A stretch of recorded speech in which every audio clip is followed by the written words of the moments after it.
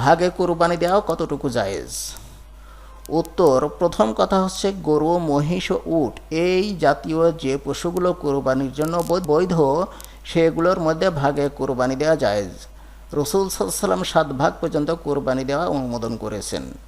সহিহ মুসলিমের একটি হাদিস দ্বারা বোঝা যায় রসুল সাল্লাল্লাহু আলাইহি ওয়াসাল্লাম উটের মধ্যে 10 ভাগ পর্যন্ত কোরবানি দেওয়ার অনুমোদন দিয়েছেন। সুতরাং এক্ষেত্রে ভাগে কোরবানি করা জায়েজ, না জায়েজ নয়। এটি প্রায় সব ওলামায়ে কেরামের বক্তব্য। কিছু বিক্ষিপ্ত বা বিচ্ছিন্ন বক্তব্য রয়েছে যা মোটেও গ্রহণযোগ্য নয় অথবা যার পক্ষে সামান্যতম কোনো বর্ণনা নেই। কেউ কেউ বলছেন যে ভাগে কুরবানি দেওয়া জায়েজ নয়। জাবের ইবনে আবদুল্লাহ রাদিয়াল্লাহু তাআলা আনহু হতে বর্ণিত সহিহ মুসলিমের রেওয়ায়াতের মধ্যে স্পষ্ট করে উল্লেখ রয়েছে রসুল সাল্লাল্লাহু আলাইহি ওয়াসাল্লাম ভাগে কুরবানি দেওয়ার ব্যাপারে রুখসাত অনুমোদন দিয়েছেন। প্রশ্ন, আমার চুলে রং করি, আর্টিফিশিয়াল রং ব্যবহার করি, এটাকে ইসলাম সাপোর্ট করে? এই অবস্থায় কি আমার নামাজ হবে? উত্তর, প্রয়োজনে চুলে রং করা ইসলাম নিষেধ করে না। তবে রং মেহেদি হোক বা আর্টিফিশিয়াল, চুলের উপরের আলাদা প্রলেপ যেন না পড়ে। রং যেন চুলে মিশে একাকার হয়ে যায়।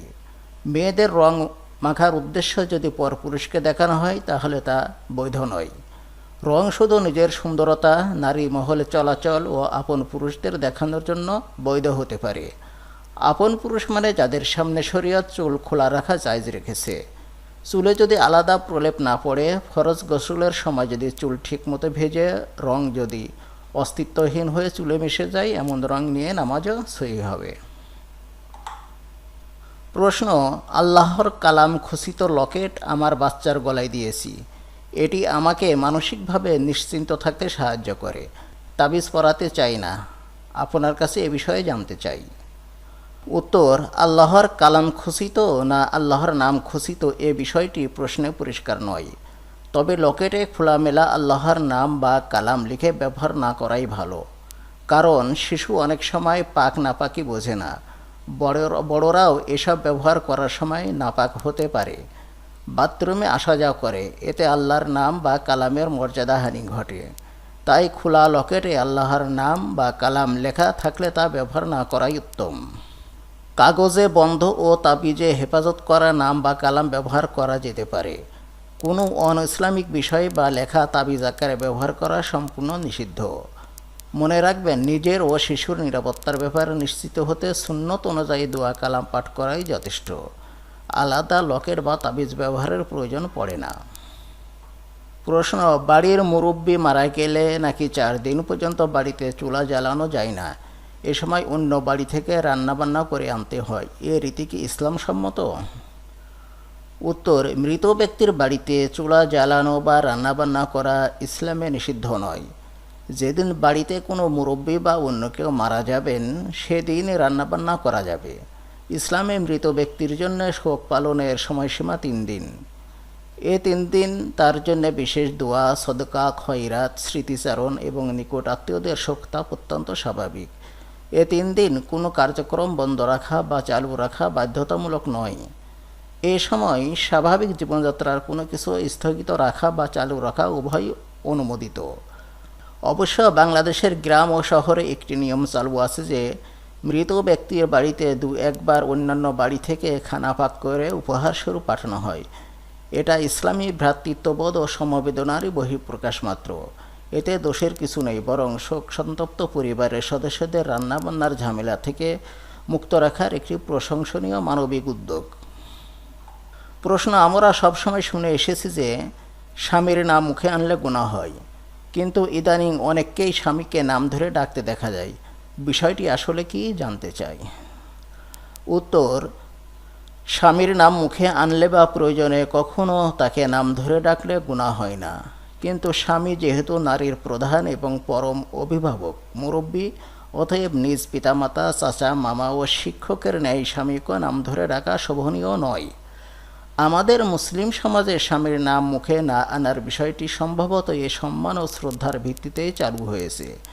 স্বামীর নাম মুখে আনাই গুনাহ না হলেও অসমীচীনতাজনিত ত্রুটি অবশ্যই হয়। অবশ্য ক্ষেত্রভেদে এ অশোভনীয়তার বিধি শিথিলযোগ্য। প্রশ্ন, নিজ বাড়ি থেকে ব্যবসার কাজে প্রায় 200 কিলোমিটার দূরে যাতায়াত করতে হয়। এমতাবস্থায় মুসাফিরের জন্য সুন্নত, নফল ইত্যাদি পড়তে হয় কিনা জানতে চাই। উত্তর: শরীয়ত নির্ধারিত দূরত্বে নিয়মিত যাতায়াত করলেও মানুষ মুসাফির হয়ে যায়। এই সময় ফরজ নামাজ কসর পড়তে হয়। সুন্নতে মুআক্কাদা একান্তভাবে ঐচ্ছিক পর্যায়ে চলে যায়। যারা সারা বছরে দূর দূরান্তে সফর করে কাটায়, যেমন পাইলট, নাবিক, জাহাজ ও বিমানের ক্রু প্রভৃতি দায়িত্বে নিয়োজিত ব্যক্তিদের জন্য সারা বছরই মুসাফিরের হুকুম। প্রশ্ন: আমি যে মসজিদে নামাজ পড়ি সেখানে সবাই জোরে আমিন বলে, অন্য এলাকার মসজিদে জোরে আমিন বলে না। বিদেশে গির্জায় দেখেছি পাদ্রীর সাথে সবাই জোরে আমিন বলে। খুব কনফিউশনে আছি, কি করব বুঝিয়ে বলুন। উত্তর: আপনি যে মসজিদে নামাজ পড়েন সেখানে সবাই যদি জোরে আমিন বলে তাহলে ইচ্ছা করলে আপনি জোরে বলতে পারেন, আর নাও বলতে পারেন। যেসব মসজিদে জোরে আমিন বলে না সেখানে আপনিও জোরে বলবেন না, সবার মতোই আস্তে বলবেন। কেননা নামাজে আমিন বলা সুন্নত, আস্তে বলা আরেকটি সুন্নত। যারা জোরে বলেন তারা একটি সুন্নতের উপর আমল করেন, আর যারা আস্তে বলেন তারা দুটি সুন্নতের উপরই আমল করেন। এখানে বড় কোনো সমস্যা বা নিষেধ নেই, কেননা এক সাহাবীকে নবী করিম সাল্লাল্লাহু আলাইহি সাল্লাম নিজে নামাজ শিখিয়েছেন। 20 বার নামাজ শেখাতে গিয়ে তিনি 17 বার আস্তে আমিন পড়েছেন, আর তাকে কথাটি কি বলতে হয় তা বোঝানোর জন্য 3 বার জোরে আমিন বলেছেন। তা থেকে ইসলামী শরিয়াহ বিশেষজ্ঞগণ আস্তে বলাকে বেশি উত্তম মনে করে থাকেন। জোরে বলাও কোনো কোনো ফকির মতে ঠিক, তবে গির্জার পাদ্রী ও পূজারীদের আমিন বলার সাথে নামাজের আমিনকে তুলনা করার কোনো সুযোগ নেই। এটি অন্য ধর্মের একটি নিয়ম। আশা করি আপনার কনফিউশন দূর হবে। প্রশ্ন: আমার 16 বছর বয়সী মেয়ে কোচিংয়ে যাওয়ার সময় বোরকা পরতে চায় না, স্কুলেও শুধু ড্রেস পরে যেতে চায়। বেশি জোর করতে পারি না, যদি অভিমান করে বড় কিছু করে বসে, এখন আমি কি করব? উত্তর: 16 বছরে মেয়েরা এমন অবস্থায় পৌঁছে যে যাদের ভালো করে শরীর ঢেকে রাখতে হয়। শালীন ও ঢিলেঢালা ফুল পোশাক পরার পর যদি বড় ওড়না বা চাদর দিয়ে বুক ও মাথা ঢেকে রাখে তাহলেও চলনসই পর্দা হয়ে যায়। বোরকা পরার জন্য চাপ না দিয়ে ধীরে ধীরে মন তৈরি করতে থাকুন। কোনো তালিম বা দিনী পরিবেশে মহিলাদের সাথে চলাফেরা করতে শেখান। আপনি প্রজ্ঞার সাথে নরমে গরমে আপনার কথা বোঝাতে থাকুন। দোয়া এবং চেষ্টা জারি রাখুন, হয়তো ঠিক হয়ে যাবে। যদিও এসব কাজ শিশু বয়সে মাথায় নিতে হয়, আপনি সম্ভবত বেশ দেরি করে ফেলেছেন। চেষ্টা করতে থাকুন, এরপরও যদি না হয় তাহলে মা হিসেবে আপনি দায়ী হবেন না, কারণ 16 বছরে মেয়ে নিজেই নিজের গুনার ভাগী হয়ে যায়। প্রশ্ন: রাজধানী ঢাকার ট্রাফিক সিগন্যালে যে সমস্ত ভিক্ষুক হাত পাতে তাদের ভিক্ষা দেয়া কি ঠিক? কারণ শুনেছি ওদের ভিক্ষা শেষে চাঁদাবাজ ও গডফাদাররা নিয়ে যায়। তাছাড়া অনেক ভিক্ষুক নাকি বেশ পয়সাওয়ালা, আমাদের চেয়েও ধনী। এ বিষয়টি বিস্তারিত বলবেন। উত্তর: ভিক্ষুককে ভিক্ষা দেয়া শরীয়ত এসব কারণে নিরুৎসাহিত করে থাকে। জাকাত ফিতরা দেওয়ার সময় প্রাপকের যোগ্য কিনা তা জেনে শুনে দেওয়া ওয়াজিব, অন্যথায় জাকাত আদায় হবে না। সাধারণ দানের ব্যাপারেও প্রকাশ্য দরিদ্র, প্রতিবন্ধী, এতিম, বিধবা, অথর্ব ইত্যাদি দেখেই দেওয়া উচিত। নিজের চেনা জানা ভিক্ষুককে দান করা উত্তম। গ্রামে বা বিচ্ছিন্ন জায়গায় যেখানে টাকা পয়সার লেনদেন কম সেখানকার ভিক্ষুককে দান করা উত্তম। রাজধানীর ট্রাফিক সিগন্যালে অস্থিরতার সময় দান করা সমীচীন নয়, এতে যে কোনো দুর্ঘটনা ঘটতে পারে। যারা শরীয়তসম্মত কারণ ছাড়া ভিক্ষাবৃত্তিকে পেশা হিসেবে বেছে নিয়েছে তারা নিজেরাই হারাম কাজে লিপ্ত। তাদের দান করলে দাতার কোনো সওয়াবই হবে না। তাছাড়া স্বল্প আয়ের মানুষ যে সামান্য দান খয়রাত করেন, খবর নিলে দেখা যাবে একজন ভিক্ষুক তার চেয়ে বেশি আয় করে। এখানে ব্যাপারটি কেমন তা আপনি নিজেই চিন্তা করুন। আর পঙ্গু ভিখারি যদি সামান্য থাকা খাওয়ার বিনিময়ে কোনো চাঁদাবাজ গডফাদারের টাকা কামানোর হাতিয়ার হিসাবে কাজ করে থাকে, তখন এ ধরনের ব্যবসা নির্মূল করার জন্যই যত্রতন্ত্র দান না করা উচিত। কোনো কিছুই না জেনে দৃশ্যত একজন অভাবীকে সাধারণ দান করলে আল্লাহ অবশ্যই সওয়াব দেবেন। তবে উপরে আলোচিত প্রশ্ন যেখানে থাকবে সেখানে বুঝে শুনে দান করাই দাতার কর্তব্য। প্রশ্ন: ভাগে কুরবানি দেওয়া কতটুকু জায়েজ? উত্তর: প্রথম কথা হচ্ছে গরু, মহিষ ও উট এই জাতীয় যে পশুগুলো কোরবানির জন্য বৈধ সেগুলোর মধ্যে ভাগে কোরবানি দেওয়া জায়েজ।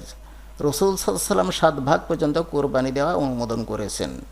সহিহ মুসলিমের একটি হাদিস দ্বারা বোঝা যায় রসুল সাল্লাল্লাহু আলাইহি ওয়াসাল্লাম উটের মধ্যে 10 ভাগ পর্যন্ত কুরবানি দেওয়ার অনুমোদন দিয়েছেন। সুতরাং এক্ষেত্রে ভাগে কুরবানি করা জায়েজ না জায়েজ নয়।